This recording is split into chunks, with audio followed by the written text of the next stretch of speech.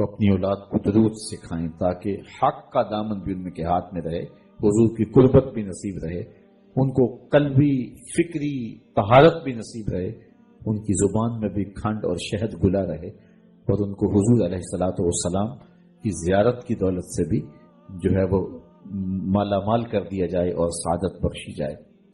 دوسرا کام علامہ اقبال کہتے ہیں جو ہمارے کرنے کا یہ ہے، وہ یہ ہے کہ اپنی اولاد کو حضور کی سیرت پڑھائیں تاکہ صاحب سیرت سے ان کا پیار پیدا ہو۔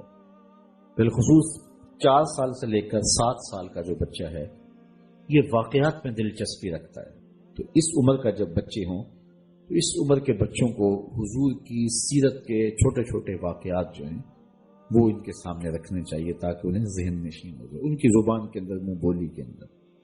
ویسے بھی جو باتیں بچپن میں بچوں کو بتائی جاتی ہیں ساری زندگی ساتھ رہتی ہیں، وہ ان الفاظ کے ساتھ ان کو یاد رہے نہ رہیں لیکن ان کے تحت شعور میں باقی رہتی۔ یہ ہمارے جو مسلمانوں میں یہ مروج ہے، یہ سنت ہے کہ جب بچہ پیدا ہو تو اس کے کان میں اذان دی جائے۔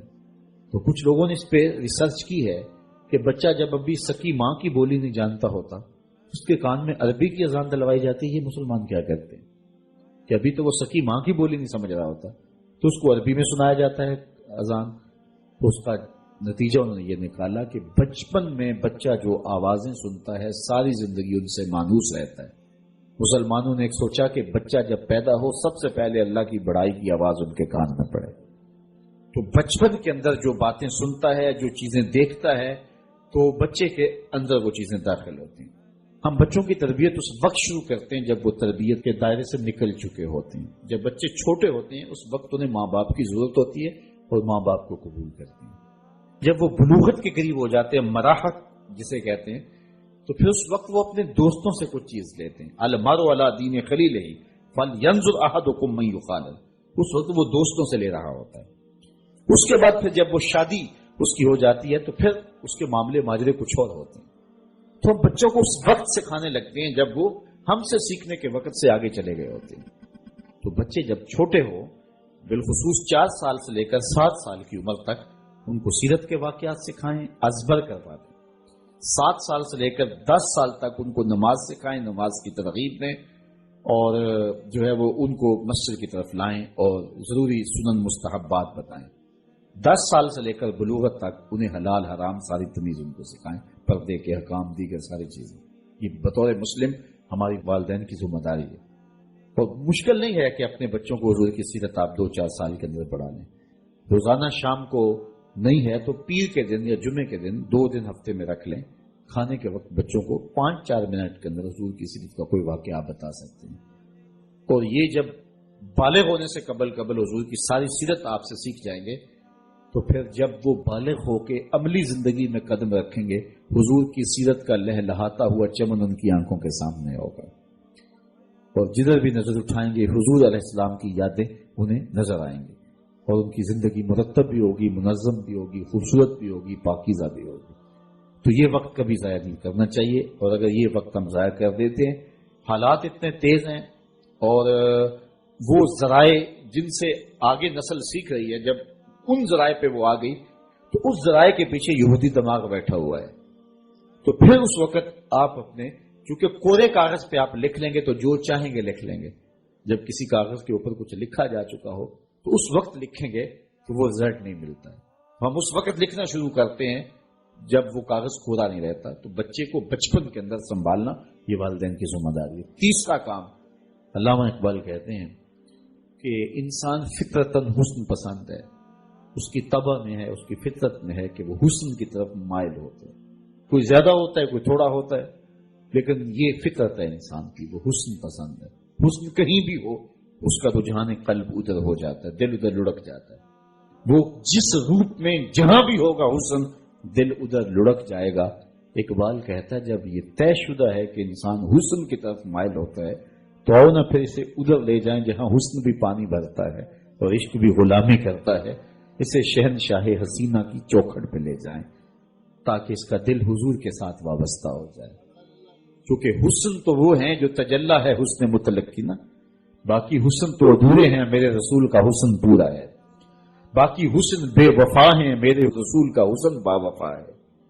یہ گاڑیوں کے پیچھے لکھا ہوتا ہے سنم بے وفا، تو یہ اس ادھورے حسن کی کہانی ہے، یہ اس ادھورے حسن کی بے وفائی کا احتجاج ہے کہ بے وفائی ہوگی. روتے پھرتے ہیں، اپنے نفسیات کو یوں لکھ لیا کہ میرے محبوب نے مجھ سے بے وفائی کر دی، اور گاڑیوں کے پیچھے لکھ کے گھوم رہے ہیں سنم بے وفا. میں کہتا ہوں صاحب تو نے پیار اس سے کیا جس نے بے وفائی کی، آ تجھے وہ چوکھٹ بتاؤں جو ہاتھ پکڑتا ہے تو حشر کے دن بھی نہیں چھوڑتا. اس سے محبت کا دم بھر، وہ حسن جو اللہ کو بھی بھا گیا، ایسے پیارے سے محبت کیجیے. تو حضور کے ساتھ جب تعلق جڑے گا، اپنی اولاد کو بتائیں کہ بڑے حسین ہیں زمانے میں، لیکن جو حسن رب نے محبوب کو دیا، مکھ چند بدر شاہ شامی ہے، متھے چمک دی لاٹ نورانی ہے، کالی زلف تے اکھ مستانی ہے، مخمور رکھی ہیں. میاں اور بیوی ایک ہی دوسرے کے حق ادا کریں، یہ ہمارے معاشرے کی ایک بنیادی اکائی ہے. اگر میاں بیوی خوش ہوں گے تو گھر خوش ہوگا، دو خاندان خوش ہو گئے، رشتے داری کے اندر حسن پیدا ہو جائے گا.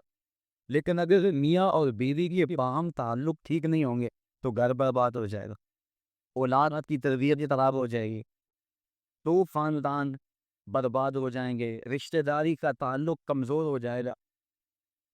تو شریعت اسلامیہ نے اس کی سخت تلقین کی. ایک صحابی جس کی حضور بیوی کا حق کیا ہے، ما حق المرأة علی الزوج، عورت کا حق خامد کے اوپر کیا ہے. تو حضور علیہ السلام نے فرمایا کہ جو آپ کھائے وہ اس کو کھلائے. یہ نہیں ہے کہ میاں اور بیوی کے کھانے میں اور ان کی غذا میں فرق ہو، جس طرح کا کھانا خود کھائے اس طرح کا اپنی بیوی کو کھلائے.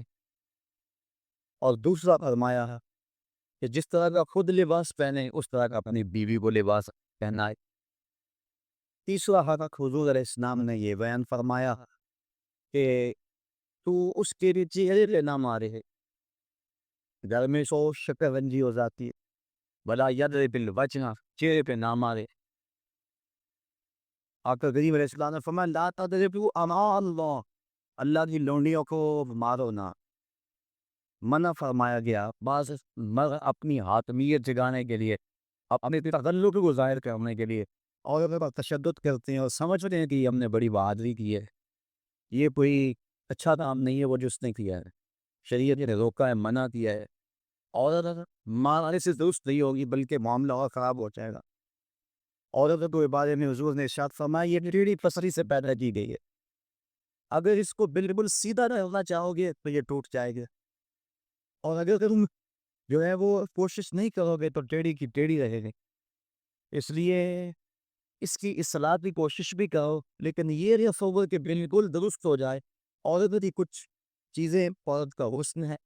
اللہ تعالیٰ نے قرآن مجید کے اندر ارشاد فرمایا کہ وہ لوگ جو محسن اور غافل عورتوں کے اوپر تہمت لگاتے ہیں، تو محسنات الغافلات، اللہ تعالیٰ جل شانہ نے یہ عورت کا حسن شمار کیا ہے، عورت کی خوبی بیان فرمائی ہے غافل ہونا.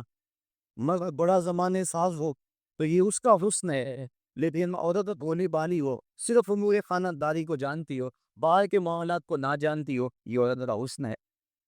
تو یہ لازمی نہیں ہے کہ عورت بھی مرد کی طرح دے رہی ہو. آج جس معاشرے میں ہم جی رہے ہیں، آج عورت کو مردوں کے مقابلے کھڑا کر دیا گیا ہے، اور وہ گھر کے کام کو بوجھ سمجھ رہی ہے. ہوٹل کے اندر کتنے لوگوں کو کھانا کھلا رہی، گھر میں کہہ رہی میرے ساتھ ظلم ہو رہا ہے.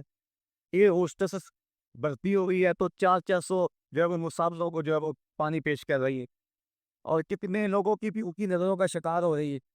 ہر کوئی اپنی خواہش کے مطابق اس سے بات کر رہا ہے، تو وہ اتنے لوگوں کی خدمت کر رہی ہے. یہ ظلم نہیں ہے. اور گھر میں 10 بچوں کا کھانا پکائے اور اپنے خاوند کے باپ کا اور اس کی ماں کا کھانا پکائے اور ان کی خدمت کرے رہے تو ساری چیخ اٹھتے ہیں یہ ظلم ہو گیا. ادھر 300-400 لوگوں کی خدمت کر رہی ہے، یہ عجیب سا ماحول ہے. تو عورت کی کچھ چیزیں جو ہیں وہ اس کا حسن ہے، اور وہی اس کی زندگی کا نکھار ہے، اور وہی اس کی خوبی ہے. تو اللہ تعالیٰ نے قرآن مجید کے اندر غافلات کا لفظ عورت کی خوبیوں کو شمار کرتے ہوئے بیان فرمایا.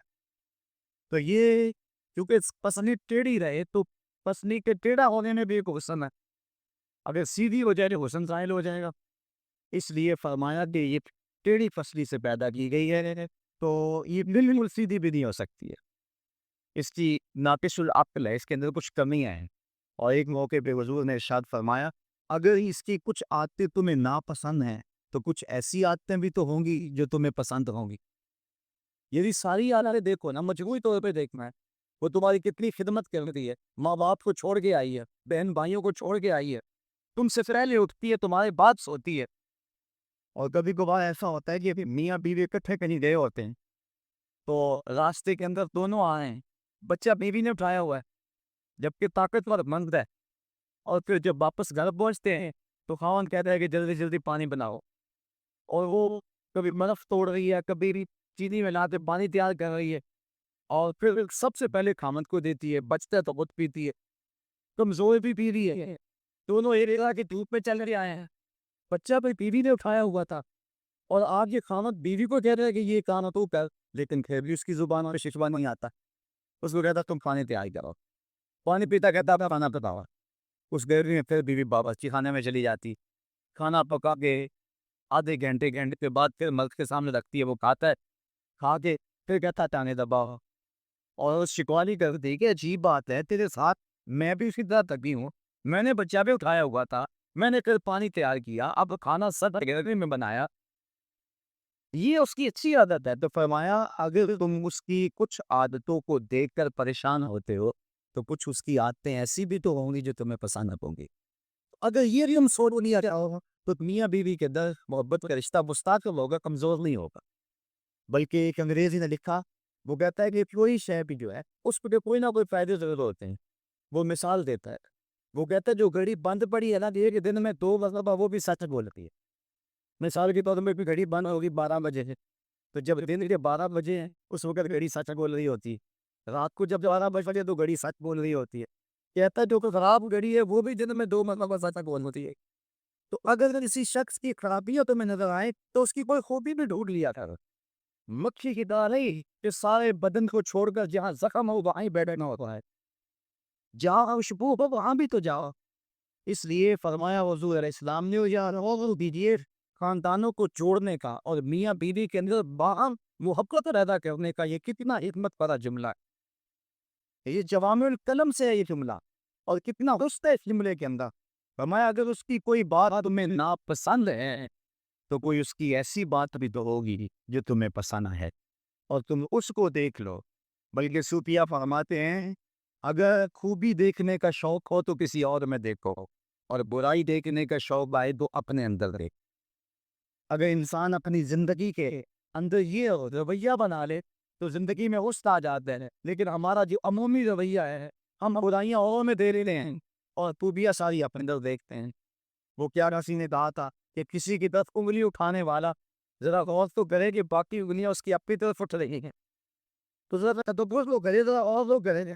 اس لیے فرمایا اگر اس کی کوئی عادت تمہیں ناپسند ہے، ناگوار ہے، تو کوئی اس کی ایسی عادت بھی ہوگی کہ جو تجھے پسند ہوگی، اس عادت کو دیکھ کر کے تم اس کے ساتھ محبت کر سکتے ہو۔ اور آقا کریم نے یہ بھی فرمایا خیرکم خیرکم لأہلہ وأنا خیرکم لأہلی، تم میں سے بہتر وہ ہے جو اپنے اہل خانہ کے ساتھ بہتر ہے، اور فرمایا تم میں سے سب سے بہتر میں ہوں جو اپنے اہل خانہ کے ساتھ بہتر ہوں۔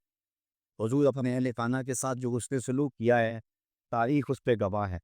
جب آقا کریم کا وصال ہوا 9 بیویاں اس وقت حضور کے نکاح میں تھی، اور آقا کریم علیہ السلام کی ایک بیوی کو بھی حضور پہ شکایت نہیں تھی، جبکہ اتنی کثرت سے ازواج ہوں تو اس وقت شکایت کا پیدا ہو جانا لازم ہے، لیکن اس انداز کے ساتھ حضور نے حسن سلوک کیا ان کے ساتھ، ان کے درمیان عدل قائم فرمایا، اور ان کے ساتھ محبت جو حضور کی تھی وہ مثال ہے ایک حضرت سیدہ طیبہ طاہرہ حضرت خدیجہ الکبریٰ رضی اللہ تعالی عنہا کا جب آخری وقت آیا تو انہوں نے اپنی بیٹی حضرت فاطمہ الزہرا رضی اللہ تعالی عنہا کو بھیجا، کہا جاؤ ہمیں باپ سے چادر مانگ لاؤ۔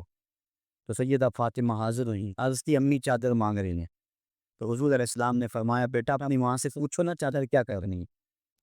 تو حضرت خدیجہ الکبریٰ رضی اللہ تعالی عنہا کی خدمت میں پوچھنے کے لیے حضرت فاطمہ واپس آ رہی ہیں، تو حضرت نبی رحمت صلی اللہ علیہ وسلم کے پیچھے آ گئے۔ حضرت خدیجہ سخت بیمار عرض کی حضور اس وقت جو میری حالت ہے آپ دیکھ رہے ہیں، مجھے لگتا ہے کہ یہ میرا آخری وقت آ گیا ہے۔ میں نے چادر اس لیے مانگی ہے کہ اس چادر سے مجھے کفن دیا جائے۔ اب سنو حضور نے کیا جواب دیا۔ آقا کریم کی آنکھوں میں آنسو آ گئے اور فرمایا خدیجہ تو نے تو چادر مانگی ہے، لو ارادت جلدی لا آتے تو کے، اگر تو میری جلد بھی مانگتی میں وہ بھی اتار کے دے دیتا۔ یہ ہے محبت بیوی کے ساتھ، یہ ہے پیار کا رشتہ۔ حضرت ام المؤمنین سیدہ عائشہ صدیقہ رضی اللہ تعالی عنہ فرماتی ہے حضور ان کا سلف سے حضرت خدیجہ کا تذکرہ کرتے تھے۔ ایک دن مجھ سے نہ رہا گیا، میں نے کہا حضور آپ اس بوڑھی عورت کا تذکرہ نہیں چھوڑتے؟ تو حضور نے فرمایا عائشہ مجھے خدیجہ کے بارے تکلیف ہی نہ دو، جب پورے مکے نے میرا انکار کیا تھا اس نے میرا اقرار کیا تھا۔ حضرت عائشہ صدیقہ رضی اللہ تعالیٰ عنہ فرماتی ہے ایک دن حضور بقیع سے واپس آ رہے تھے، میرے سر میں سخت درد ہو رہا تھا، حضور تشریف لائے نے، تو میں نے کہا اللہ ساو ہائے میرا سر گیا۔ تو حضور علیہ السلام نے کہا بآنا یا عائشہ، عائشہ یہ میرے سر میں درد نہیں، یہ تو میرے سر میں درد ہو رہا ہے۔ یہ بیوی کے ساتھ محبت کا انداز ہے جو حضور نے اختیار فرمایا۔ یہ ایسا پیار ہے، یہ کیسی غور تو کریں۔ حضرت سودا رضی اللہ تعالی عنہ حضور ان کے ہاں تشریف فرما تھے۔ حضرت عائشہ صدیقہ رضی اللہ تعالی عنہ نے کچھ پکایا، میٹھی چیز تیار کی، جی میں آیا حضور کو دوں۔ آقا کریم حضرت سودا رضی اللہ تعالی عنہ کے ہاں تھے، انہوں نے وہ شے اٹھائی اور حضرت سودا کے حجرے میں چلے گئے، وہ چیز رکھی، کھانا شروع کیا، حضور بھی تناول کر رہے، حضرت عائشہ رضی اللہ تعالیٰ عنہ بھی تناول کر رہی، لیکن حضرت سودا نہیں دے رہی۔ ان کے دل میں یہ بات آ گئی کہ میری باری تھی اور یہ کھانا تیار کر کے ادھر لے آئی، اس لیے وہ نہیں کھا رہے۔ تو حضرت عائشہ صدیقہ رضی اللہ تعالیٰ عنہا نے اس حلوے یا اس کھیر سے انگلی کے ساتھ تھوڑی سی چیز لگائی، حضرت سودا کے رخسار پہ مل دی۔ اب حضرت سودا نے عرض کی حضور یہ دیکھو انہوں نے کیا کیا ہے۔ تو آقا کریم نے فرمایا نیکی کی جزا دیکھی اور برائی کی جزا برائی، ایسا کرو کہ تم بھی بدلہ لے لو۔ تو حضرت سودا نے انگلی لگائی اور حضرت عائشہ صدیقہ رضی اللہ تعالیٰ عنہ کے چہرے پہ لگاتے۔ اب ان کے چہرے پہ بھی وہ حلوہ یا وہ کھیر وغیرہ لگی ہے، ان کے چہرے پہ بھی لگی ہوئی ہے، باہر دروازے سے دستک ہونے لگے، دروازے پر کسی نے دستک کرے رہی۔ اب حضور تشریف لے گئے، دیکھا تو حضرت عمر فاروق کھڑے تھے، ابھی غالباً حجاب کی آیتیں نہیں اتری تھی، تو حضور جلدی جلدی آئے، فرمایا منہ دھو لو عمر آ رہے ہیں۔ اب دونوں کے ساتھ عادل بھی فرمایا حضور نے، اور ایسی شفقتی بھی پیدا ہو گئی کہ بس مرد سمجھتے ہیں کہ ہم مرد ہیں اور ہمیں عورتوں کے ساتھ بالکل سیریس رہنا چاہیے، ان کے ساتھ کوئی مزاح نہیں کرنا چاہیے، جبکہ مزاح فرمانا چاہیے عورتوں کے ساتھ۔ حضور نے فرمایا ہے، حضرت عائشہ صدیقہ رضی اللہ تعالیٰ عنہ اور حضور جا رہے تھے کسی سفر پہ، حضور کی عادت یہ تھی جب قافلے میں ہوتے سفر کرتے تو سب سے پیچھے ہوتے، تو قافلہ تھوڑا سا آگے چلا گیا ہے، تو حضور نے فرمایا عائشہ دوڑ نہ لگائیں، عرض کی ہاں ٹھیک ہے۔ حضرت عائشہ صدیقہ رضی اللہ تعالیٰ عنہ کہتی ہیں کہ میں پتلی دبلی تھی، میں اپنے پاؤں سے آگے نکل گئی، یہ لفظ کے حضرت عائشہ صدیقہ نے یہ نہیں کہا میں حضور سے آگے نکلی، بلکہ تو کا یہ عالم ہے، کہا میں اپنے پاؤں سے آگے نکل گئی۔ خیر معاملہ ختم ہو گیا ہے، کافی عرصہ بیت گیا، ایک دن پھر ہی ایسا موقع بنا، میرے جسم میں تھوڑی سی فربہی آ گئی تھی، تو حضور نے فرمایا عائشہ دوڑ نہ لگائیں، میں نے کہا لگاتے ہیں۔ تو جب دوڑ لگائی تو میں پیچھے رہ گئی، حضور آگے چلے گئے، تو حضور نے پیچھے پلٹ کے دیکھا، مسکرا کے فرمایا یہ اس دن والا بدلہ ہو گیا۔ تو اب مزاح فرمایا حضور علیہ السلام، اور حضرت عائشہ صدیقہ رضی اللہ تعالیٰ عنہ فرماتی ہیں کہ اللہ کے محبوب علیہ السلام مجھے حمیرہ کا ایک پکارا رہے تھے، یہ محبت کا عالم تھا، تو عورت کے ساتھ اس نے سلوک کرنے کا درس دیا گیا ہے، تو فرمایا اس کو مارو نہ، ولا یغضب، اور اس کو گالی نہ دو، عورت کو گالی گلوچ کرنا یہ کوئی اچھی عادت نہیں ہے۔ کسی کو گالی دیں آپ یا مجھے کوئی گالی دے تو میرے دل میں جو ہے وہ زخم لگے گا اس گالی، وہ کیا رسی عربی شاعر نے کہا ہے تلوار کے زخم میں وہ مٹ جاتے ہیں لیکن جو زبان کے زخم میں وہ نہیں مٹتے، کسی کا وہ بھول ختم نہیں ہوتا۔ اب کسی کو کوئی بات آ دے تو ساری زندگی وہ زخم نہیں مٹتا، تو جن میاں بیوی دے اکٹھے رہنا ہو ساری زندگی اور وہ خامد گالیاں دے تو بیوی کے دل میں کتنی نفرت پیدا ہو جائے گی۔ یہ آئلی زندگی کا سسٹم تباہ ہوگا یا نہیں ہوگا. اس لیے حضور نے فرمایا کہ چوتھا حق یہ ہے کہ وہ گالی نہ دے. اور پانچواں حق یہ بیان فرمایا حضور نے وَلَا يَغْدِرْ إِلَّا فِي الْبَيْتِ. عورت کہ کوئی عادت ناپسند ہے یا کوئی ایسا معاملہ ہو گیا تو حکم ہے پہلے سے سمجھاؤ. اگر وہ سمجھتی نہیں ہے تو پھر حکم ہے کہ اس کا بستر الگ کر دو. اب علماء نے اس کے ساتھ بھی شرط لگائی. بستر الگ کرنے کا یہ مفہوم نہیں ہے کہ اس سے بول چال چھوڑ دو. اگر بول چال چھوڑ دو کہ بچوں پہ اثر پڑے گا. بستر کو الگ کرنا یہ تمہارے میاں بیوی کا معاملہ ہے. بچوں کو پتہ نہ چلے. بچوں کی تربیت خراب ہو جائے گی اگر تم مجھ سے جو ہے وہ ایسا الجھاؤ پیدا کر لو. اور پھر کہا کہ فی البیت اس کو اللہ کا گھر میں کرو. اس کو میکے نہ بھیجو. اگر میکے بھیجو گے تو اس کے والدین کو تکلیف ہوگا تو تمہارے دو خاندانوں کے اندر فساد پپا ہوگا. کیسی حکمت بھرے جملے ہیں. فرمایا اس کو جدا کرو دوسرا گھر کے اندر کرو. اسی تیسرے کو کانوں کان خبر نہ ہو. اور عورت جو ہے وہ تمہاری جدائی برداشت نہیں کر سکے کیونکہ عورت کی فطرت اور ضرورت ہے مرد. وہ مرد کو دیکھ کر تسکی پا رہی ہے اور مرد کا چہرہ اجڑ جائے تو گھر اس کو کھانے کو آتا ہے. گھر میں اسے سکون نہیں ملے گا. اب اللہ کی دولت تو آسودگی ہو لیکن خاوند کا چہرہ سیدھا نہ ہو تو عورت کو سکون ہی نہیں ملے گا. اس لیے فرمایا کہ تم مجھ سے ناراض ہو جاؤ بگڑ جاؤ لیکن گھر کے اندر بستر سے الگ ہو جاؤ الگ سونا شروع کر دو لیکن گھر کے اندر تاکہ بچوں کے حالات پر بھی فرق نہ آئے اور تمہارے خاندانوں پہ بھی تفریق نہ پڑے. تو کہا یہ حق ہیں عورت تیرے مرد کے ذمے. اب ذرا ان پہ بار بار غور کریں. فرمایا جو خود کھاتے ہو انہیں کھلاؤ جو خود پہنتے ہو انہیں پہناؤ اور چہرے پر نہ مارو. اور فرمایا ان کے بستر الگ کر دو اور ان کو گالی نہ دو. یہ حضور علیہ السلام نے عورت کے حق بیان فرمائے. اور پھر حضور نبی رحمت صلی اللہ علیہ وآلہ وسلم نے یہ بھی ارشاد فرمایا ہے اکمل المؤمنین ایمانا احسنهم خلقا وخیارکم خیارکم لأہلہ. فرمایا تم میں سے کامل ایمان اس شخص کا ہے جس کے اخلاق اچھے ہیں خلق اچھا ہے جس کا منہ مٹھا ہے جس کی بولی ٹھیک ہے. وہ کیا رسی نے کہا تھا لہجے میں اگر رس ہو تو دو بول بہت ہیں. انسان کو رہتی ہے محبت کی زبان یاد.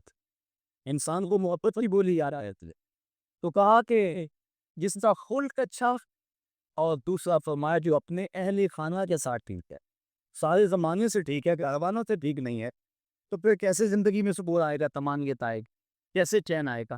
تو تم میں سے بہتر وہ ہے جو اپنے گھر والوں کے ساتھ بہتر ہے. اور ابھی روایت میں نے آپ کے سامنے رکھی جس میں حضور نے فرمایا کہ میں تم میں سے سب سے زیادہ اپنے گھر والوں کے ساتھ اس نے سلوک کرنے والا ہوں اور اچھائی کرنے والا.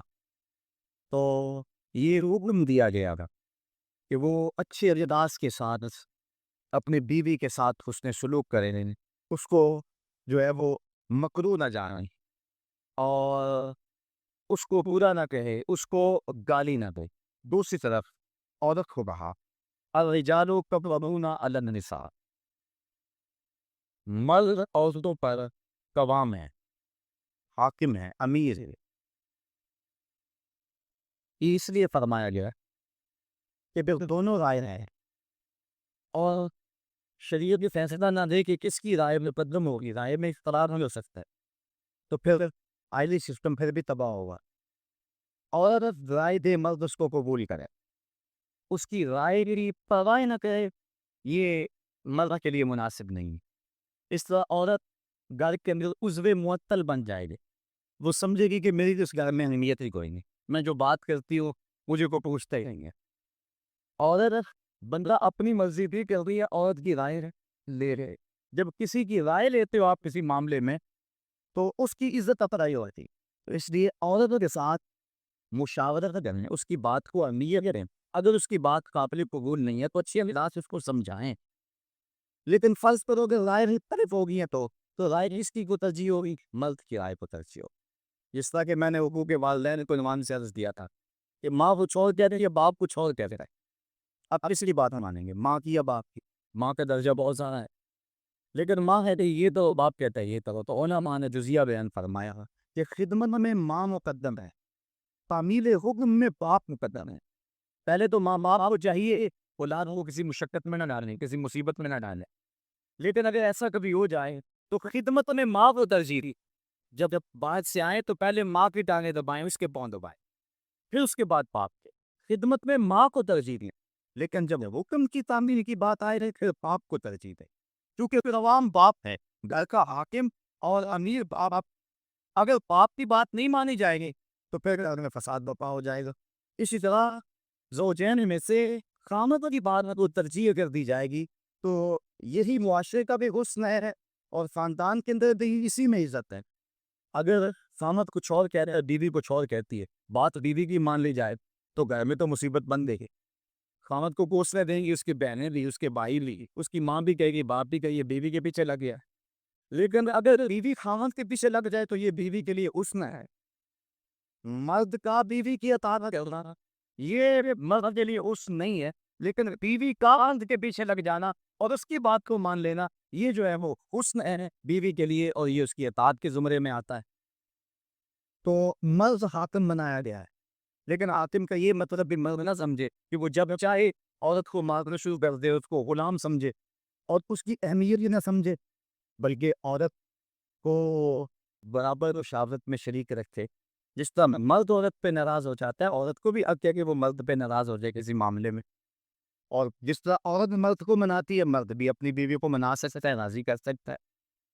اس میں کوئی حرج نہیں ہے، چونکہ گھر میں شکنجی ہو سکتی ہے۔ بخاری شریف میں روایت موجود ہے، حضور نبی رحمت صلی اللہ علیہ وسلم نے ارشاد فرمایا، عائشہ جب تم ناراض ہوتے ہو مجھے پتہ چل جاتا ہے۔ عرض کی حضور کیسے؟ فرمایا جب تم راضی ہوتی ہو، اس وقت کوئی بات ہو تو قسم اٹھاتی تو کہتی ہو رب محمد، مجھے محمد کے رب کی قسم، اور جب تم ناراض ہوتی ہو اور کوئی بات ہو تو قسم اٹھاتی ہو تو کہہ رہی ہو رب ابراہیم، مجھے ابراہیم کے رب کی قسم ہے۔ تو مجھے پتا چل جا رہا ہے کہ اب ناراض ہو، اب تم راضی۔ جب حضرت عائشہ صدیقہ رضی اللہ تعالیٰ عنہا نے یہ بات سنی تو کہا ما اقدر الا اسمک، حضور میں صرف آپ کا نام ہی چھوڑتی ہوں، دل میں تو آپ ہی ہوتے، دل میں تو آپ ہی کے ڈیرے ہیں اور آپ ہی کے بسیرے۔ تو یہ اسلام نے ہمیں کیسا روشن راستہ دیا، اور حضور کی سیرت اور حضور کا عمل ہمارے سامنے۔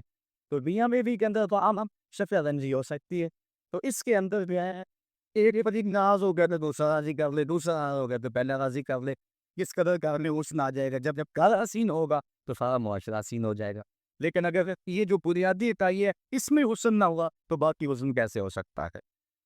تو حاکم ہے مرد، اور جس طرح عورت کے کچھ حقوق ہیں مرد کے بھی کچھ حقوق ہیں۔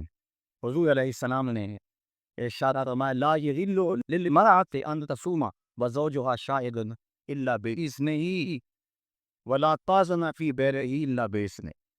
فرمایا عورت کو یہ حق نہیں پہنچتا کہ وہ روزے رکھے جب کہ خامد گھر میں ہو۔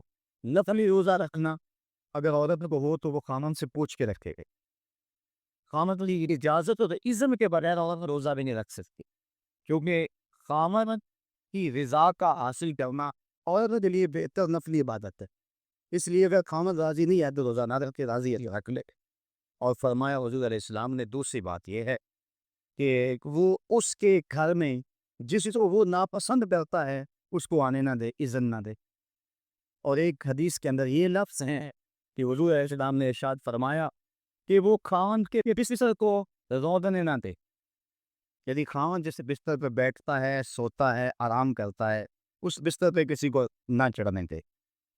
اور اس پر حضرت ام حبیبہ رضی اللہ تعالی عنہا کا عمل ہمارے سامنے ہے۔ یہ ابو سفیان کی بیٹی ہیں، اور حضور پر حضرت ام حبیبہ ایمان لے آتی ہیں، ان کا شوہر بھی ایمان لے آتا ہے۔ جب ہجرت حبشہ ہوئی تو یہ دونوں میاں بیوی حبشہ کی طرف ہجرت کر گئے، کچھ عرصہ وہاں گزارا رہا۔ ایک دن حضرت ام حبیبہ سوئی تو خواب دیکھا ہے کہ میرے خامد کا چہرہ بدل گیا ہے، تو سخت پریشان ہوئی۔ صبح اٹھی تو پتہ چلا کہ خامد عیسائی ہو گیا، کسی عیسائی کے پاس بیٹھنا اٹھنا تھا تو اس نے اپنا دین بدل لیا۔ تو حضرت ام حبیبہ رضی اللہ تعالیٰ عنہ الگ ہو گئی، کچھ عرصے کے بعد خامد بھی فوت ہو گیا۔ اب وہاں پردیش میں سارے جہان کو چھوڑ کر وہاں گھر بسایا تھا تو وہاں وہ تنہا ہو گئی، تو سخت پریشان تھے۔ آقا کریم علیہ السلام نے حبشہ کے حکمران نجاشی کے ذریعے حضرت ام حبیبہ رضی اللہ تعالی عنہا کو پیغام نکاح بھیجا۔ نجاشی نے ایک لونڈی بھیجی کہ جا کے ام حبیبہ کو کہو کہ اللہ کے نبی تم سے نکاح کرنا چاہتے۔